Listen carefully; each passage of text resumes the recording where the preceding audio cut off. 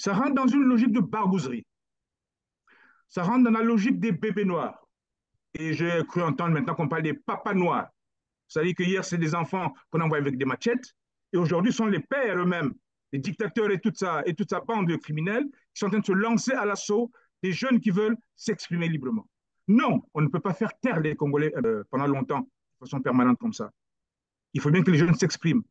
En tout cas, ce qui concerne le Congrès pour la Renaissance du Congo, nous allons continuer à marteler, à dire, à dénoncer, à contribuer aux côtés de ces jeunes.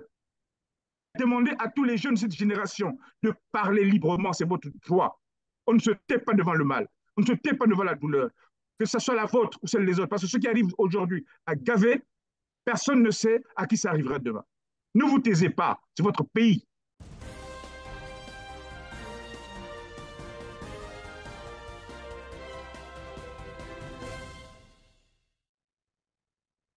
Mesdames et messieurs, bonjour, bonsoir. Merci de suivre ce spécial qui porte sur l'enlèvement hier à Brazzaville en République du Congo d'un opposant politique, Destin Gavet, président du mouvement républicain. Ni sa famille, ni ses collaborateurs, personne ne sait où est-ce qu'il est et pourquoi il a été arrêté.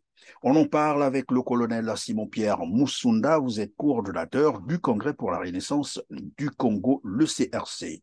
Bonjour mon colonel et merci d'être avec nous. Bonjour, Monsieur Christian Perrin. Toujours un plaisir de vous retrouver sur votre plateau de TLR TV. Merci de votre disponibilité, mon colonel. Alors que sait-on au deuxième jour de l'enlèvement de l'opposant congolais Destin Gavet?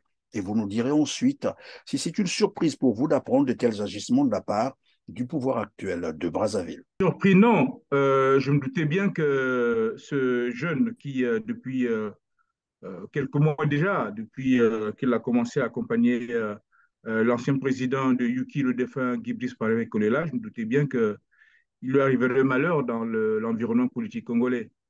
Et donc, nous n'avons pas été surpris de constater, d'apprendre hier, en milieu d'après-midi, que Destin Gavé a été arrêté à Pointe-Noire pour des raisons jusque-là inconnues. Nous sommes en train de suivre de près ce qui est en train de se passer parce que, comme lui, la plupart des Congolais aujourd'hui qui souffrent, qui veulent sortir d'une logique criminelle dans laquelle les a installés les gouvernants congolais, se battent, posent des actes, mais des actes qui correspondent à qui sont conformes à la Constitution du 6 novembre 2015. Donc voilà, notamment dans son titre 2, qui définit les droits, les libertés, les devoirs des citoyens. Donc le jeune Gavé en prison, nous ne savons pas pourquoi. Les sources concordantes d'ailleurs indiquent qu'il n'a jamais fait l'objet d'une convocation ou d'une interpellation quelconque jusqu'au jour où il lance la campagne visant bien sûr la libération des prisonniers politiques, notamment le général Jean-Marie Michel Mokoko et Okombi Salissa. Est-ce qu'on peut penser que ça peut être lié à cette campagne? Alors, ce serait gênant pour ce gouvernement, pour cette dictature, pour ce régime qui n'entend pas raison que de mettre la main sur quelqu'un qui agit en citoyen. Il y a eu un discours le 28 novembre 2022, c'est-à-dire à l'occasion des 64 ans de la naissance de la République du Congo, disons-le comme ça. Et n'oublions pas que dans ces 64 ans, le dictateur actuel est comptable de 40 ans de gestion de la République. Bon, il a tenu un discours troué. D'ailleurs, je ne voulais même pas qu'on s'attarde dessus parce qu'à la limite, il ne comprend rien du tout. Un discours troué, les mêmes promesses qu'il fait depuis 80. L'alimentation pour tous, l'eau pour tous, l'émergence du Congo en 2000. Enfin, il a tellement raconté des âneries que nous n'allons pas nous attarder sur ce qu'il a dit. Et c'est d'ailleurs gênant de se rendre compte que les députés, que les opposants, que ceux qui aujourd'hui incarnent la voix contraire à ce qui devait être dit, à ce qui est dit par le gouvernement, n'aient pas eu le courage de dire un mot, de critiquer, de rappeler à l'ordre un chef d'État qui ne comprend plus rien. Enfin, mais le jeune Gavet, qui, dans sa trentaine, prend le courage, essaie de prendre la place de ses doyens, de ses aînés, de ses papas à lui, qui ne prennent pas le courage de parler, a pris la parole pour dénoncer, pour décrire, pour attaquer un discours qui n'a rien de concret, qui n'a rien de nouveau, qui ne correspond pas aux aspirations du monde. Et ce jeune a l'âge de son petit-fils aujourd'hui. Donc que ce jeune est critiqué, je ne vois pas comment on peut l'arrêter pour cette raison. C'est conforme à la Constitution, c'est conforme aux droits des citoyens. Bon, je pense qu'eux le reprochent d'avoir lancé une pétition en ligne et d'avoir lancé officiellement, publiquement, une campagne pour la libération des prisonniers politiques.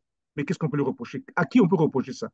Nous savons que les Nations Unies ont, en son temps, en 2018, exigé la libération des prisonniers politiques, notamment du général Jean-Marie Michel Mokoko et de M. André Okombi Salissa, qui sont en prison pour le général Mokoko depuis 2016. Ça fait aujourd'hui 6 ans. Et je me souviens que le général Yombi, qui en 1979 avait été renversé par le même dictateur qui est en place aujourd'hui, a passé 11 ans sans jugement en prison.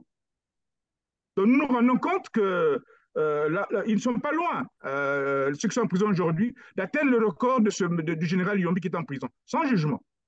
Donc il y a aujourd'hui des actions à mener. Et ce jeune Gavet s'inscrit dans cette logique. Rappelez au moins aux gens qu'il y a des prisonniers, qu'il y a des citoyens en prison, qu'on ne peut pas les abandonner. Et je crois qu'en temps, il y a aussi Paris qui demandait les actes de la part de Denis Sassou Nguesso concernant bien sûr la libération du général Jean-Marie Michel Mokoko. Et pourquoi aujourd'hui on devait s'en prendre au jeune Gavet? Mais je pense que ce qui fait peur à ce régime, c'est le fait que le jeune Gavet entre dans une espèce de dynamique. Parce que jusque-là, les déclarations, les exigences avaient un caractère statique. C'était des déclarations enfin, faites dans des... Et lui, je crois que le fait qu'il ait commencé à bouger, à rassembler, à parler publiquement et à appeler les citoyens pacifiquement, à rappeler au gouvernement qu'il y a des prisonniers politiques, à exiger au niveau international qu'on libère les prisonniers politiques, je pense que le gouvernement a peur que cette dynamique prenne, que les gens commencent à bouger. Or, tout ce qui est dynamique, ce qui peut bouger, fait peur à ce pouvoir. Et donc, ce jeune qui est entre les mains du général Okiba et du général Atipo à Pointe-Noire, je rappelle aux deux généraux qui seront comptables de ce qui va arriver à ce jeune garçon. Et qui ne se trompent pas. Et qui n'aient pas l'impression qu'ils ont un boulevard face à eux pour faire ce qu'ils veulent. Tout ce qui pourrait arriver à ce jeune Gavet serait mis sur leur responsabilité, en sus de celui du dictateur. Et que tout sera mis en place pour que s'il lui arrivait malheur, qu'on dise à tout le monde que les Congolais en ont marre et qu'ils ne se trompent pas, il y a des responsabilités à prendre. Alors, mon colonel, il convient de rappeler qu'en septembre 2021, Destin Gavet a été victime d'une agression à son domicile, un acte qui serait lié à ses activités politiques. Je vous propose d'ailleurs de suivre un extrait de la vidéo. Il répondait à nos questions et j'aurais bien voulu que vous commentiez cet extrait. Suivez. Oui, effectivement, Monsieur Christian Perin, très tôt ce matin, j'ai été visité par des agresseurs lourdement armés avec des armes blanches qui sont rentrés chez moi et qui ont commencé à foutre du bordel partout. Des agresseurs, ils étaient venus à pied, en voiture vous avez pu les voir quand même? Oui, ils sont venus en voiture. La voiture était à l'extérieur de la parcelle.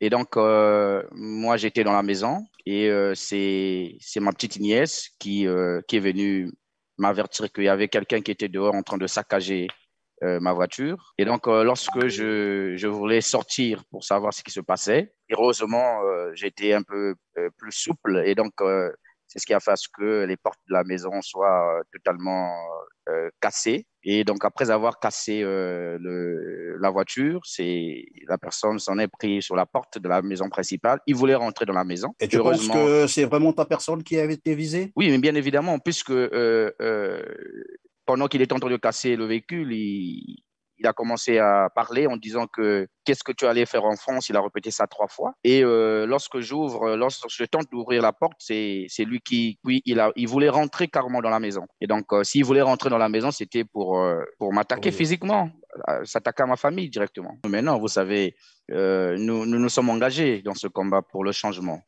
Et donc, ça ne fait pas que des heureux. Et du coup, nous recevons des messages anodins. Mais dire que j'ai déjà reçu des messages verbaux en tant que tel, direct, pas encore. Et donc, ce qui s'est passé aujourd'hui, ça m'a laissé vraiment sidéré. J'étais sidéré. Ça m'a laissé dans un étonnement total parce que je ne peux pas imaginer dans un pays où les libertés fondamentales doivent être respectées. On ne peut pas vivre ce genre de choses. Et voilà ce que nous vivons. Et déjà, lorsqu'on mentionne la France à 3 reprises, ça veut tout simplement dire que Vous avez été il y a suivi, certainement un votre race. rapport. Voilà. Il y a un rapport avec l'action politique que nous menons. Et c'est Au-delà du jeu politique, lorsqu'on dit que les grands hommes discutent des idées, mais ce que nous voyons là, ce n'est plus les idées, M. Christian Pellerin. Donc oui, je veux dire personnellement, je me sens en insécurité dans la mesure où mon domicile a été violé, ma voiture a été saccagée. Je pense que vous avez vu les images. Et donc, on ne peut pas être en sécurité dans ces conditions. Alors, mon colonel, ce cambriolage est intervenu juste après son retour de Paris, où il avait été, bien sûr, en consultation politique.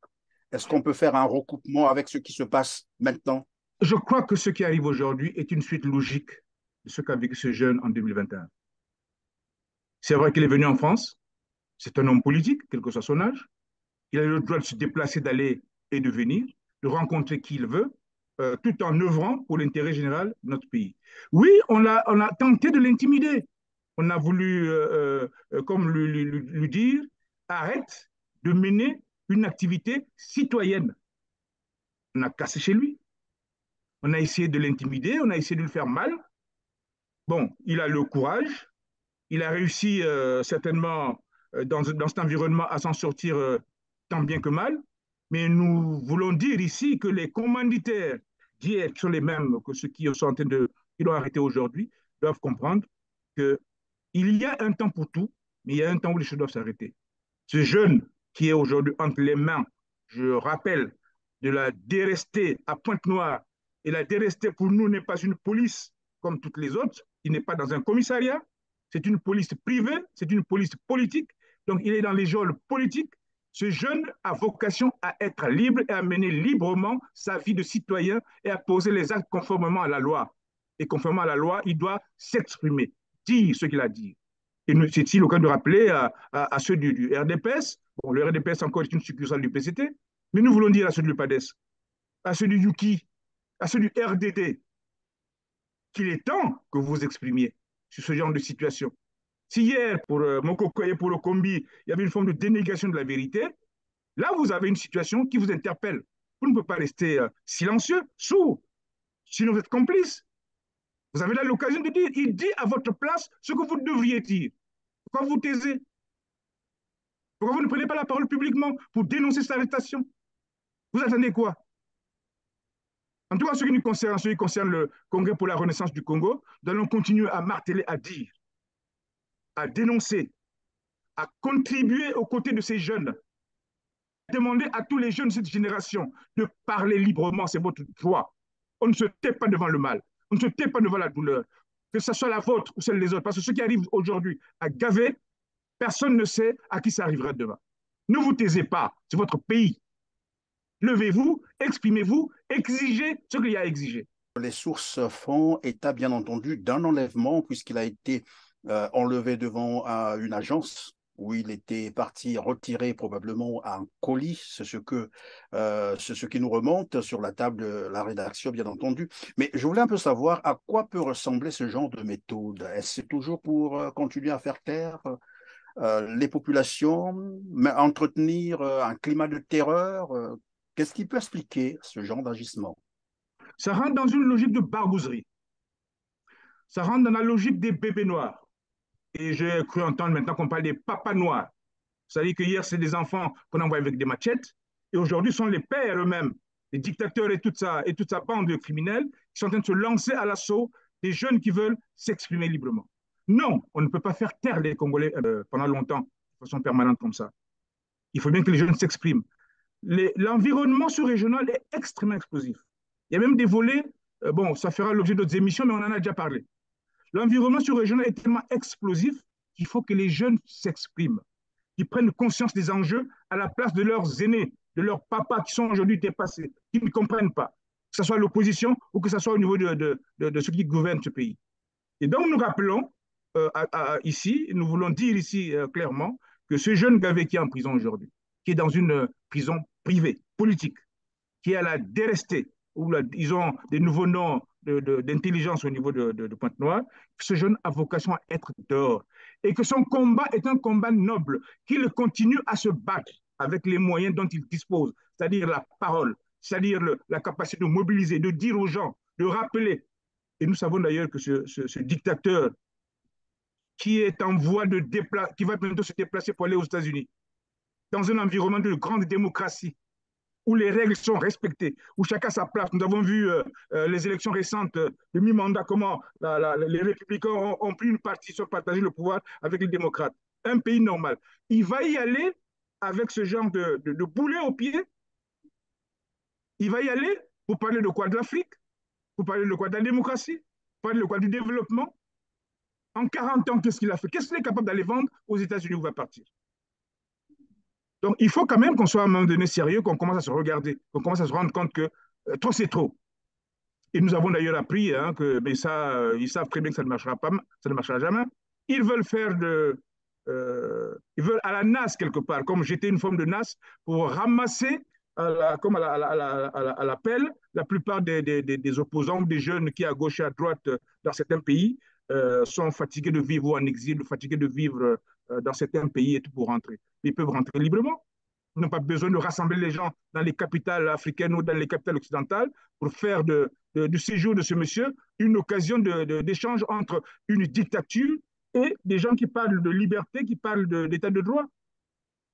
Donc, nous voulons rappeler ici, y compris à la sous-région d'Afrique centrale, que ce monsieur qui est à Brazzaville est nocif pour l'Afrique centrale et qu'il faut qu'on se donne la main, comme on l'a dit il n'y a pas longtemps, pour échanger, pour mettre un terme. Brazzaville est une chance pour l'Afrique.